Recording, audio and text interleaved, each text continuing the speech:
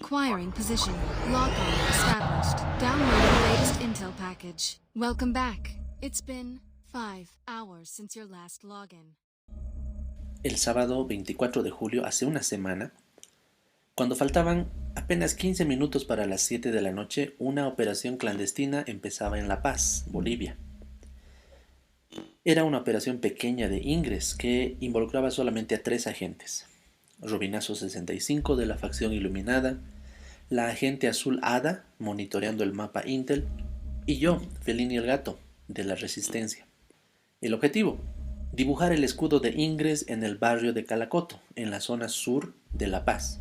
Pues como ya debes saber, Ingress lanzó un challenge, un reto a nivel mundial para crear dibujos utilizando los portales como puntos de unión. Y estaba invitando a compartir los resultados en redes sociales con el hashtag FieldArt. Esta es la historia de nuestro intento.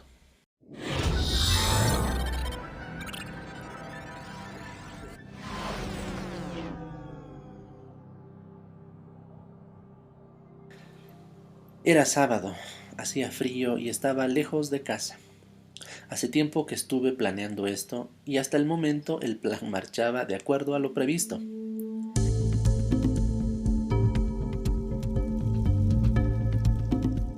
Era un dibujo pequeño, un hexágono azul dibujado en un espacio de alrededor de 10 a 12 calles de diámetro, mientras que mi amigo el agente iluminado dibujaba un triángulo con 3 radios concéntricos, verdes, dentro del hexágono. Si buscas la palabra Field Art o Ingress Field Art en Instagram o en Pinterest, vas a encontrar verdaderas obras de arte creadas por agentes de Ingress en distintos lugares del mundo. Desde figuras geométricas a perfiles de animales como gatos o dragones, o propuestas más contemporáneas como una batiseñal.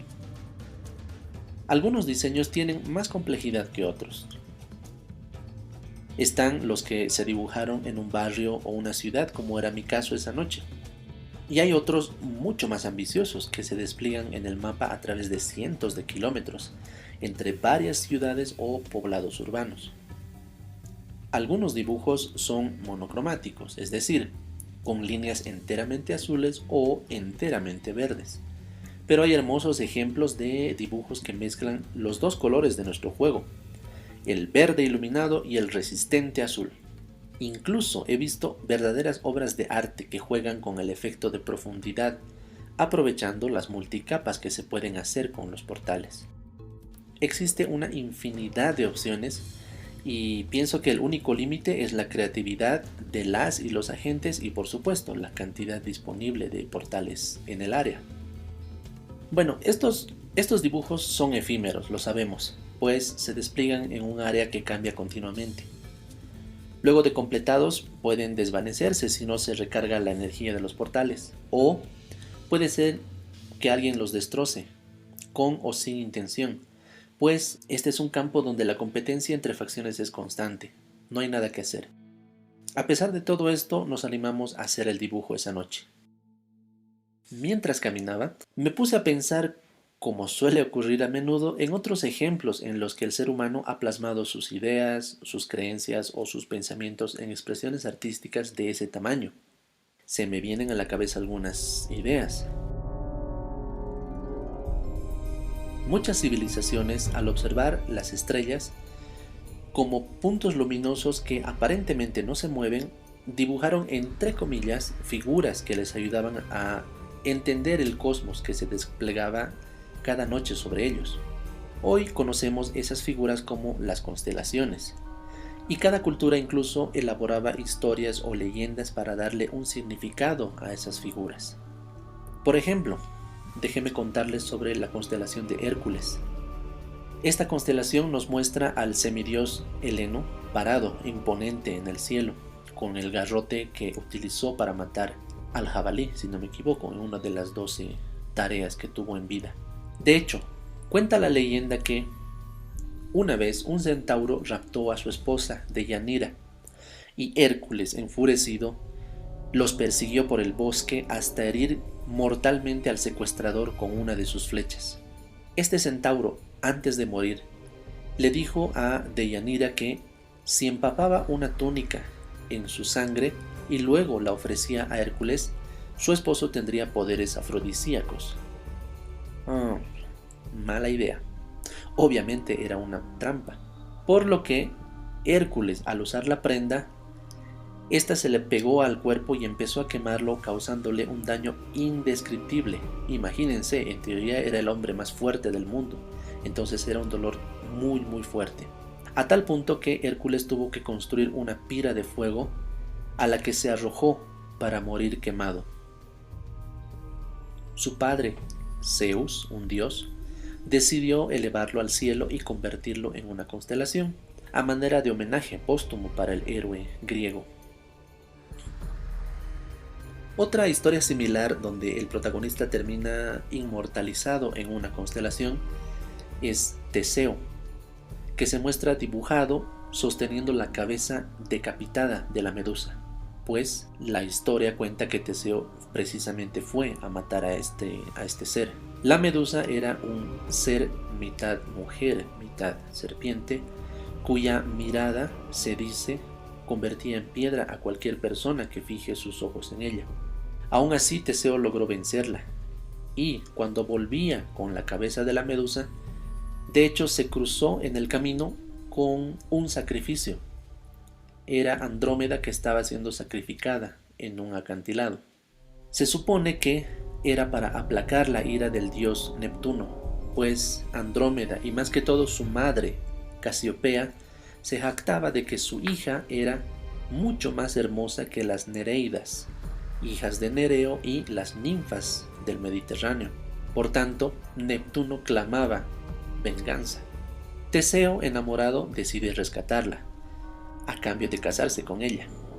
Entonces se acerca al monstruo que estaba por devorar a Andrómeda, le muestra la cabeza de Medusa y este monstruo queda automáticamente convertido en piedra.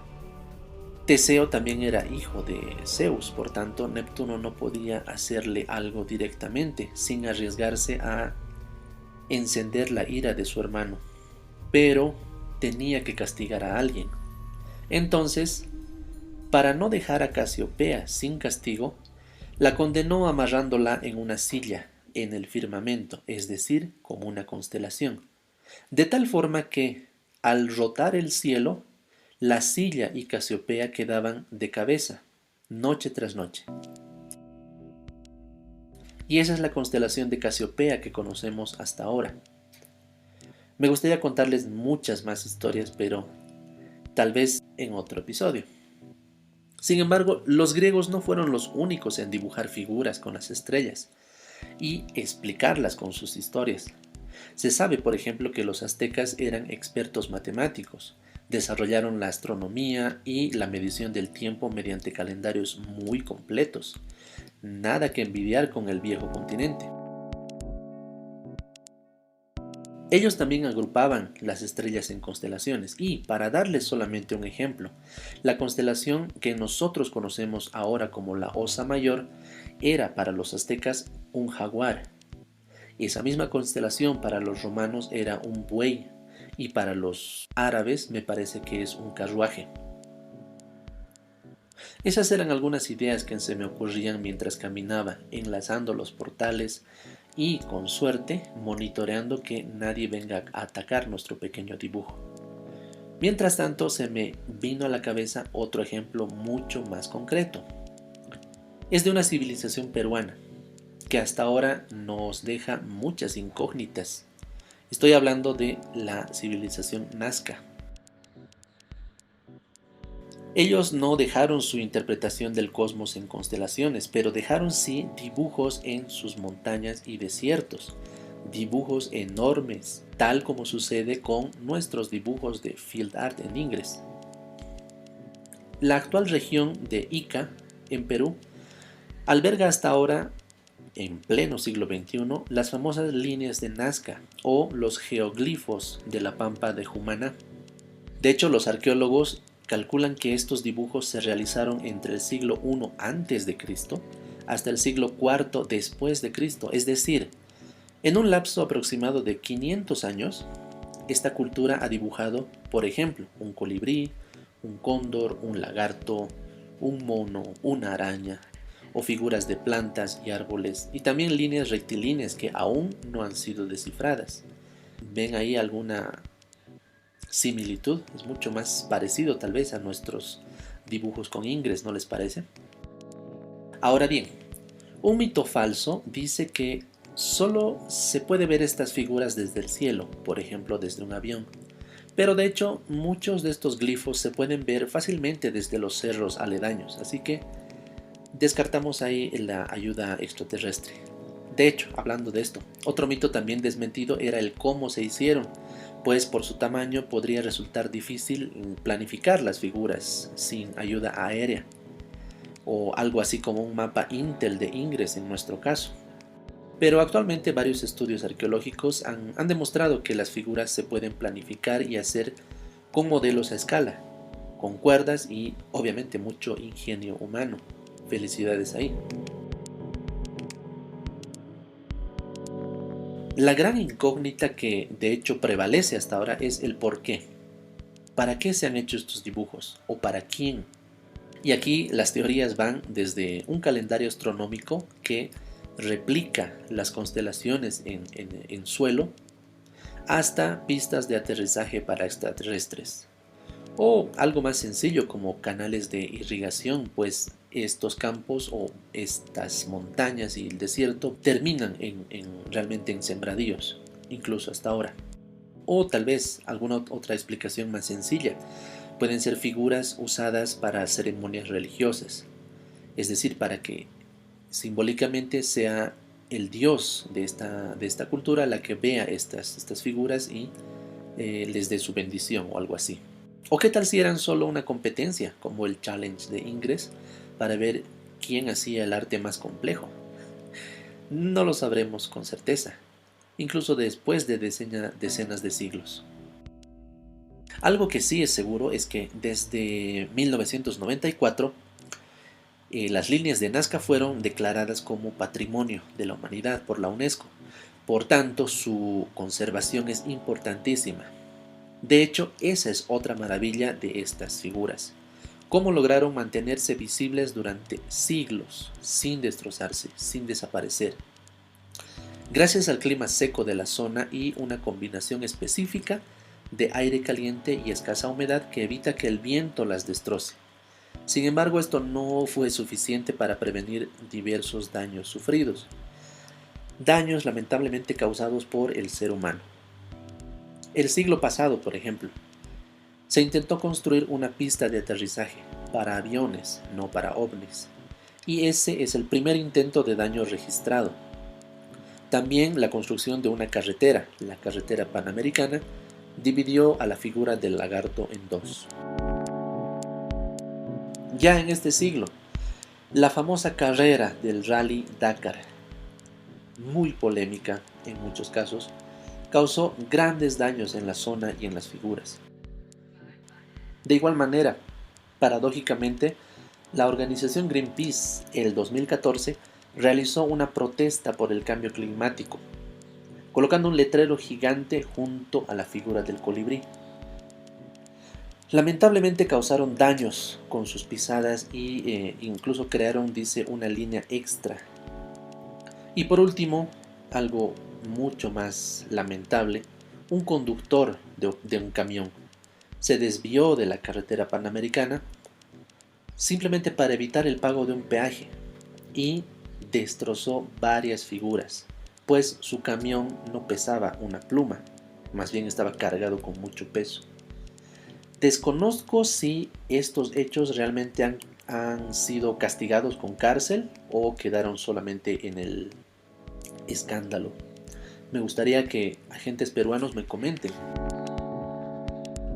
Pero es lamentable cómo, a pesar de los esfuerzos para mantener esta herencia cultural lo más posible, siempre habrá ocasiones en las que el mismo ser humano contribuya a su desaparición, más allá del daño que naturalmente sucede con el paso inevitable del tiempo.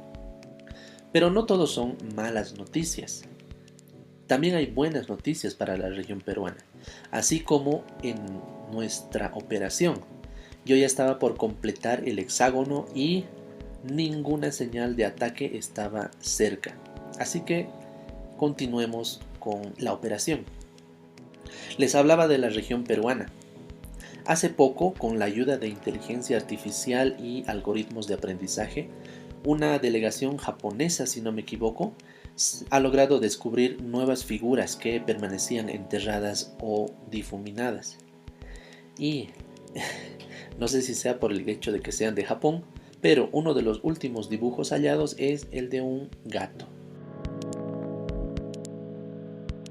Bueno, si bien nuestros diseños con Ingress no rivalizan con la duración en tiempo de las líneas de Nazca, puede que sí sean importantes para la comunidad de agentes de Ingress, pues siempre encierran historias, anécdotas que han sucedido durante su planificación o construcción, o incluso en el fracaso de geniales planes que no han llegado a un final satisfactorio, por culpa de sabotajes directos de otros agentes o por el miedo de un posible ataque antes de empezar uno.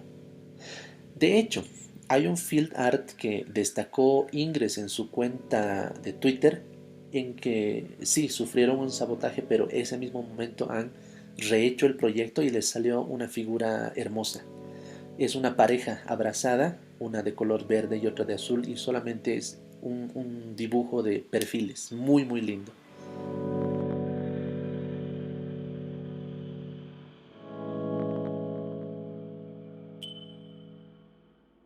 Bueno, hablando de sabotajes, sucede algo así en la ciudad de Santa Cruz, en Bolivia, donde se tenía planificada una figura conjunta entre enlaces verdes y azules para crear una especie de supernova bicolor de 4 secciones.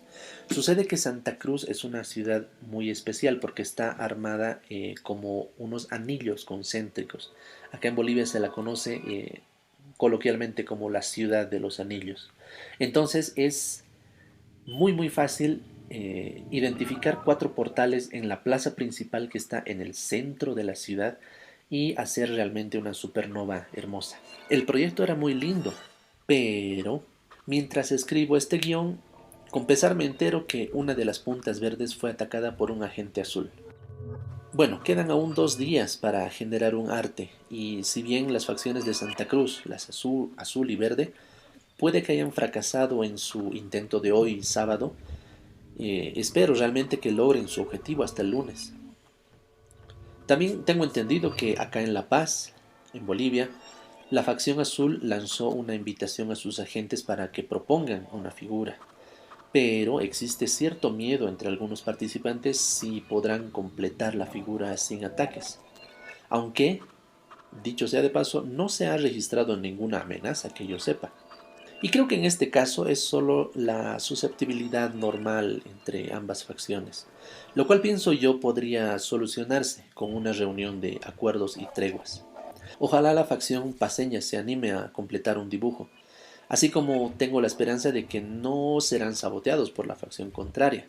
De hecho, recuerdo que en un intento anterior, en abril del 2021, la supernova azul planificada en honor a un agente fallecido finalizó exitosamente y sin inconvenientes, así que anímense. Por supuesto, esto depende de la honestidad y compromiso de ambas facciones.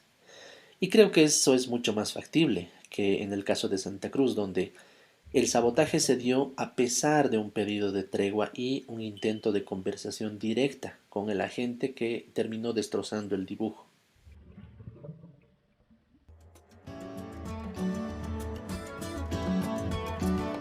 Y esto nos lleva finalmente a nuestra primera historia.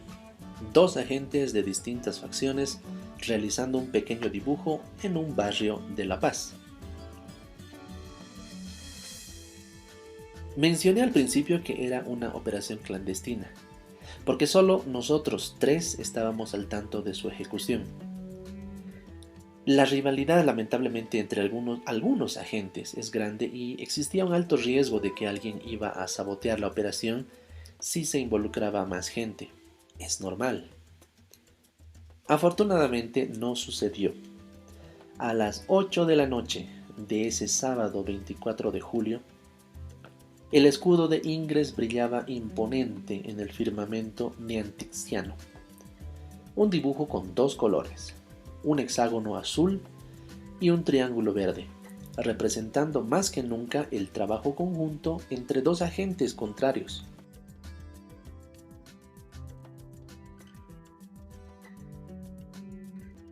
Por supuesto, ahora el dibujo desapareció, pero si desean ver el resultado final, pueden visitar mi perfil en Instagram, Felini el Gato, o revisar la cuenta oficial de Ingres en Twitter, pues publicamos el resultado esa misma noche y ellos retuitearon nuestro mensaje. Muchas gracias, Ingres.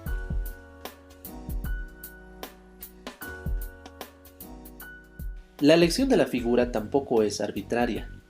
Elegimos el escudo, un dibujo que representa al juego en su totalidad, y no a una sola facción, como un símbolo de comunicación, tal como sucedía con las leyendas que respaldaban a las constelaciones antiguas.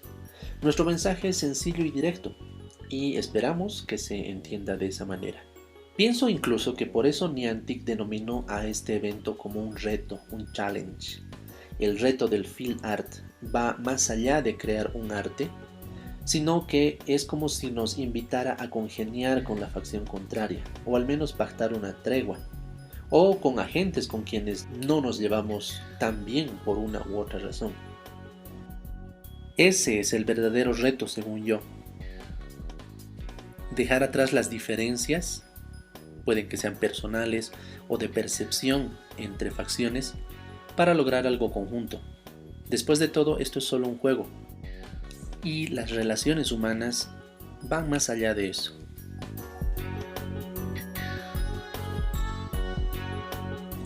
Muchas gracias por acompañarme en una nueva granja. Si escuchas este podcast desde Perú, me gustaría saber un poco más. Contáctame para contarme más sobre las líneas de Nazca, o si me equivoqué en algún dato. O si me escuchas desde cualquier otro país, cuéntame cómo les fue con el field art. ¿Intentaron hacer algo? ¿Fueron saboteados o lograron una tregua? Si quieren compartir sus artes también, pueden etiquetarme en Instagram o en Twitter como Felini el Gato. Puedes escuchar este episodio y los anteriores episodios en Spotify, o en Google Podcasts, o en Apple Podcasts. Me gustaría mucho que te suscribas, así podrás enterarte de los próximos episodios que vayan saliendo. Te saluda tu anfitrión, Felini el Gato.